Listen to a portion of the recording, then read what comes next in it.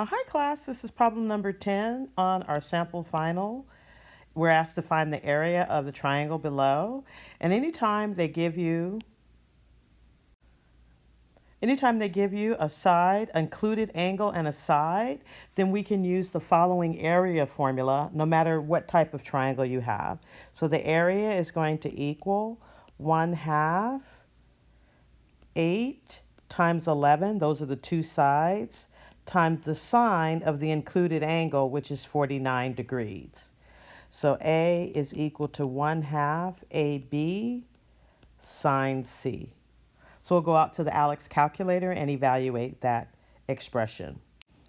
Evaluating the expression, we get 33.207 dot dot dot, which is approximately equal to 33.21 when we round to, let me erase this, to the nearest hundredth.